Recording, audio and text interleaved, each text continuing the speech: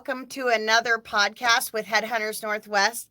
I am really excited to have Larry and Patrick join us today. They are with the NSSF and specifically with the Political Action Committee that we are so fortunate to have. So I'm not even going to try to repeat your titles, Larry, because there's, like 6 things you do. Could you guys just briefly start by saying, a little bit about who you are and what you do and kind of how you got here? Well, I'll let Patrick go first. Sure. Managing Director, Patrick Rothwell, Managing Director of Government Relations Federal Affairs here for NSSF in Washington, D.C. And then just briefly, I spent some time on Capitol Hill, a decade on Capitol Hill before moving off the Hill and joining NSSF internally back in 2012. So I've been here now for 11 years, and I think Larry can speak to the growth of the organization and the growth of the department. Yeah. So Larry Keane, I'm the Senior Vice President for Government and Public Affairs. I'm the Assistant Secretary and General Counsel. I also wear hats in Project Child Safe Foundation, where I'm a board member and secretary. I'm also the Secretary and General Counsel for the Sporting Arms and Ammunition Manufacturers Institute, where I chair the government or the Legal and Legislative Affairs Committee of SAMI. And on Wednesday, I put the garbage out. So, holy cow, I don't think I even knew some of those. Yeah. The garbage I knew about. So, I asked you guys, begged you guys, and shamed you into joining me on this. I know you have much, much more important things to do, but I have always said, I think I've been consistent, that people want to know what you guys do. You guys are so interesting because I don't live in a world like that. And whenever we have the PAC meetings, I love to hear the two of you talk about where we're at in our industry, how you're helping us, what we should be aware of, because you guys are right in the thick of all the legislation and all the things going on. And I thought it would just be really interesting to our industry to get an inside look on the two of you and what your day looks like. What's a day in the life and that sort of thing. It's really different than the most of us. Yeah, well, as I think your audience knows or should know, the NSSF is the Firearms Industries Trade Association. So our members are all of the manufacturers, distributors, retailers, companies that make products for hunting, target shooting, personal protection market, anything you could put in, on, around, or through a firearm. Endemic media, ranges, sportsmen's clubs, etc. NSSF was formed back in the early 60s, really as sort of initially as a kind of captive public relations firm for the industry. That was sort of the rise then of the anti-hunting movement.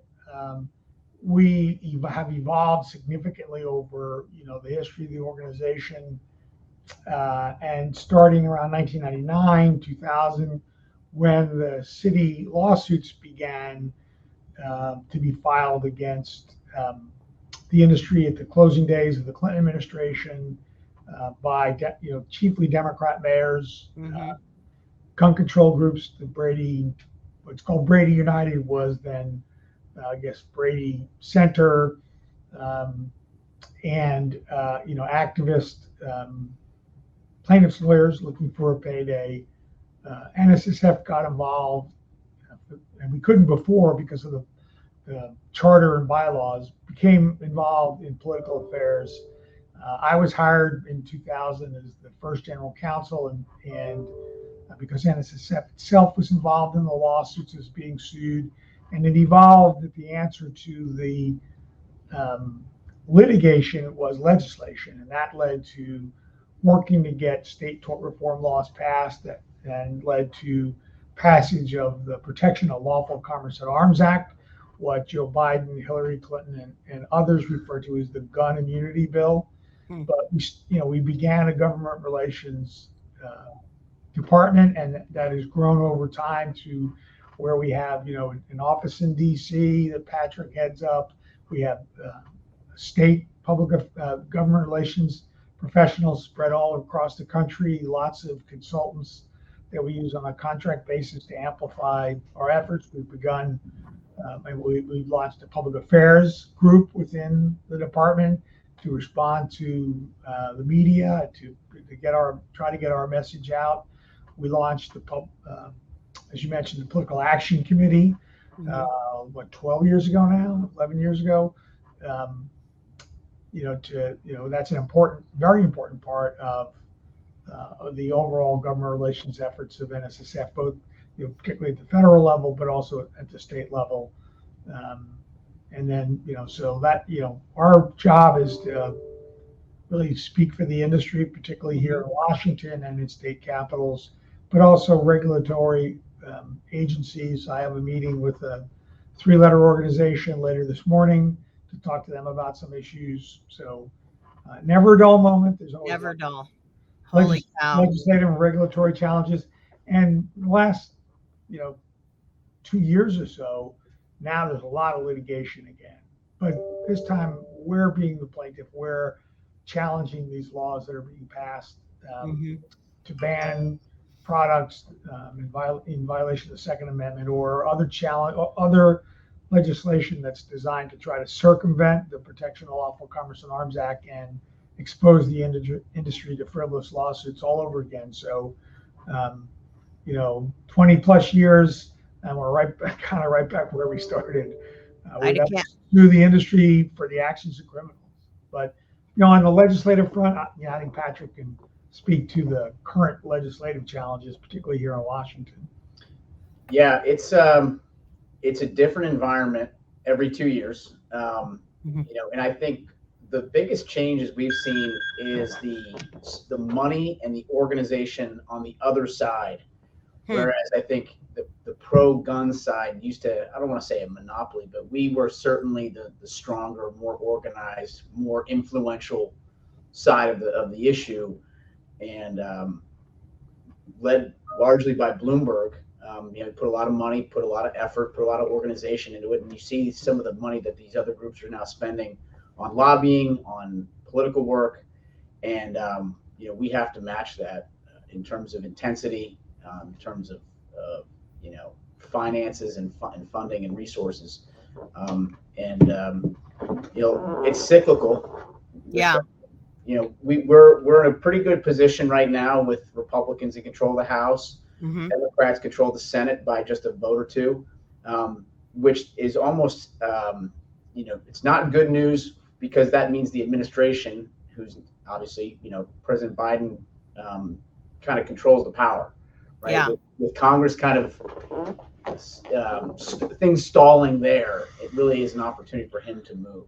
So, and he's tried. I mean, there's limits on what he can do, but and that Larry brought up, kind of litigation. But we need to make sure that our allies on Capitol Hill hear from us. We're up there every single day, and that nothing is kind of flying under the radar screen. Well, I don't think people would realize what a small team you have there to do this mass amount of work. I mean, it really is a small team, isn't it? 5 or 6 people there in the DC office. Well, we have 3 federal lobbyists: Patrick, Diane, and Sean, as well as myself. We have 2 people in public affairs. We have a PAC director, Liza, who does a phenomenal job. And then we have a state team, which is 6 people spread out across the country that, cover regions. And then we have consultants. But yeah, we're pretty lean organization, considering the challenges we have. But we, I think, are very effective. And I would say the others, as Patrick mentioned, the other side, there are more organizations. In the past, it was just Brady chiefly. Then you saw Michael Bloomberg get involved with every town and mayors and various subgroups under his umbrella and funding, and then the Giffords organization. So, and they do generally coordinate and work together Mm-hmm. on litigation, on policy, but for the industry, we're really as we like to say, the voice of the industry. Yeah. In Washington and in state capitals. There are obviously lots of Second Amendment organizations that have individual members. We don't, our members are businesses. We Yeah. don't have individual members, but from where we started to where we are now, we have come a very long way. We are increasingly the first place that policymakers on the Hill turn to for information, for help, and we're engaging with them all the time on policy issues, on legislation, suggesting changes or helping to write legislation or explain why legislation is a bad idea or a good idea, depending on the case. And that's not just on sort of the traditional gun control issues like assault weapons bans, so-called assault weapons, but things that affect conservation policy, Fish and Wildlife Service. That's a good point. Things that people don't read about on a daily basis, like export controls and import issues, things along those lines, tax issues, particularly related to excise tax that funds conservation. So, and are you also, portfolio. Do you also help out with the credit card and banking that comes across your desk? We've been very involved with the credit card issue and the banking issue, the discrimination against the industry, broadly speaking, which certainly involves financial services sector, probably chiefly, but we also see it in insurance, we see it in social media and website hosting and a long list of other things, credit, payment processors. So that's why we have a number of important pieces of legislation we're pursuing, both the federally and the state level, the Fair Access to Banking Act, which is a third of the Senate co-sponsoring it, that tries to address the discrimination by chiefly big banks against not just our industry. We're certainly victims of this. Yeah. Other industries as well. This is sort of the woke banking issue, so it tries to respond to that. There's another bill in Congress called the FIND Act, the Firearms Industry Non-Discrimination Act. That is specific to our industry, but would apply to all industries that discriminate, not just the banking. And we have successfully pushed the FIND Act at the state level. It's been signed into law in Texas and a few other states. That basically says that if you discriminate against members of the firearms industry, that's your choice, but the government, the state, the federal government has choices as well, and we won't, spend our money, our tax dollars, to give you a contract if you discriminate against a constitutionally protected industry. So, that's law in Texas. Citigroup, for example, has been barred from receiving any government contracts with the state of Texas, paid for by tax dollars. So they can't do, like, for example, municipal bond work, which is a very lucrative business for them. And we're pushing that legislation elsewhere. Governor Kristi Noem signed an executive order a couple of weeks ago at the NRA show. My governor. Yeah. So, to effectively do the FIND Act by executive order, and we're pursuing it in a number of other states. And on the credit card issue, we're heavily involved in that, and we have successfully advocated for legislation in a number of states: Mississippi, Montana, Florida, and a couple of others. There are some bills on governors' desks, like in Idaho, North Dakota, that address that issue and basically say the credit card processors and the banks can't use this code that was identify, right, because it's the first step to having them look and see what you're buying and denying transactions because it's too many guns, it's too much ammunition, it's the wrong kind of guns. So we've been engaged with the credit card processors on this as well. As you're probably aware, The credit card processors have said that they're going to pause, they're not going to implement.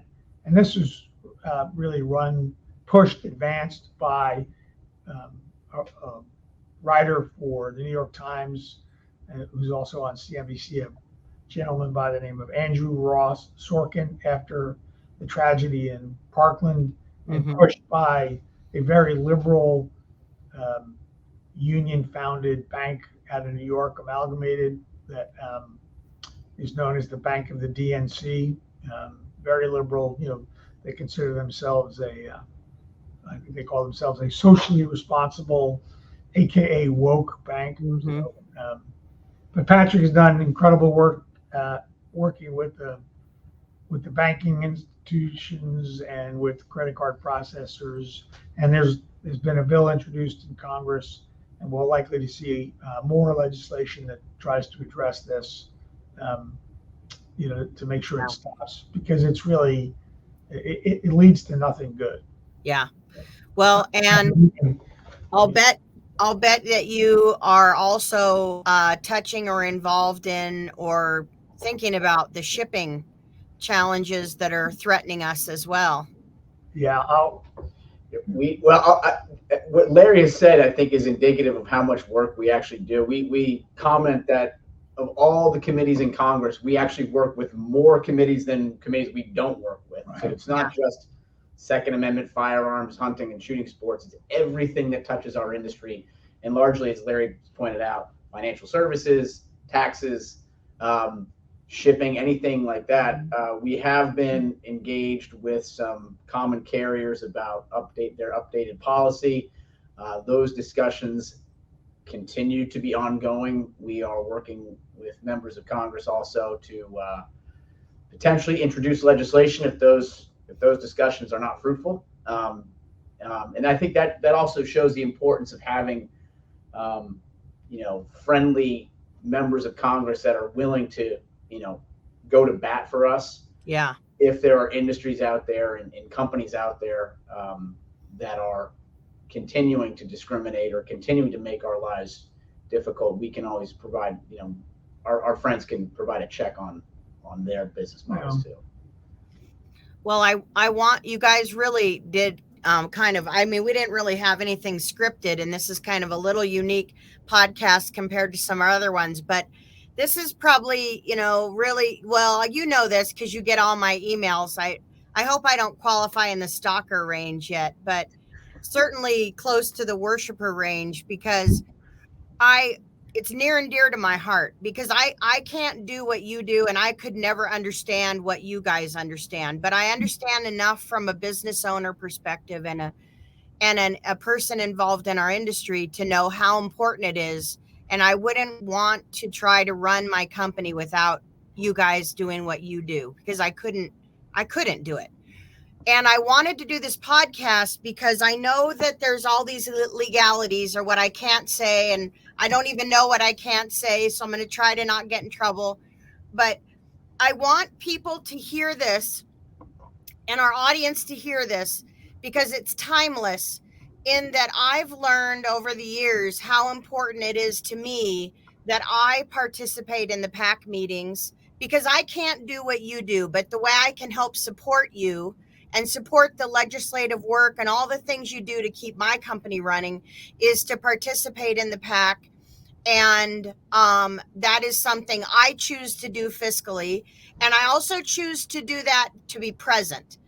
And I think it's a really great career opportunity for those listening to attend those meetings and contribute, because the people who attend those meetings, you learn so much by the speakers you guys bring in. And I'm exposed to people in the industry just by the nature of being in the same room that affect my business and help make decisions. So I think it's a fool who does not participate in the PAC meetings that you host at our events. I thought this last SHOT Show PAC meeting was exceptionally good. And I don't have my book with me that I got from the guy who spoke, but I'm in the middle of finally reading it. And I I just think that you learn so much from the speakers, and it can be speakers from all walks of life, but it always has to do with our industry. And I wanted to take this opportunity so people could hear what you do and what you guys produce, because not as many people know that as you guys probably think they do. They should know, but Yeah, well, it's appreciate huge. that. First, just for the record, we did not ask you to say that. We I couldn't know it's say not that. scripted. It's not There, scripted, as you say, there are lots of rules. right? So, I'll This leave is it at just that. my opinion. People can find out more about the PAC by going to nssf.org or nssfpac.org. Um, so, I will just say that Political Action Committee is a very important tool and part of the overall NSSF government relations strategy, it is. And I'm very proud of the growth that the PAC has experienced since we started. And this information is, publicly available if somebody wanted to go look it up on the Federal Election Commission website. But when the PAC was founded, the first cycle, and every 2 years, as a cycle, we raised about a little bit more than $10,000. In the last cycle, we raised over $800,000, so tremendous increase, and we certainly are very proud of that. But Well, if you want to learn more, to meet people, and it's a good place to be around people that you can, just have good discussions. So it's a by choice thing, but I wanted. The book is called No Easy Day. That's what it is. Yes. By the author's pen name is Mark Owens, the former Navy SEAL Team 6 who was involved on the successful raid to kill or capture Osama bin Laden. So it's the first book to come out about the mission. But it's not just heroes like him. We have lots of variety of speakers. We have real life heroes, and we have politicians, and we have all kinds of interesting people. I always learn something. But I wanted to thank you guys for all you do, and thank you for taking the time to share with our audience what you do and more about the PAC and about your daily jobs. And just for the record, if anyone listening wants to grow up and be Larry and Patrick, you can always talk to Deb Kenny, who is the SVP of HR at the NSSF, because there's growth happening. And who wouldn't want to work with you guys? If I knew what I was doing, I would move to DC and work there, but you wouldn't let me stay there. I'd talk to you. I'm not sure you'd want to move here, but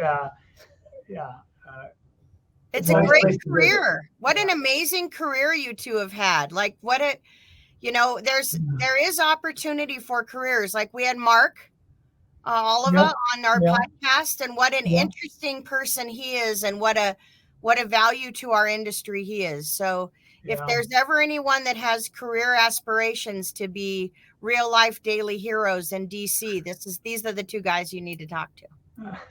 Well, thank you. But when I grow up, I'll figure out what I want to do for a living. Don't do that, Larry.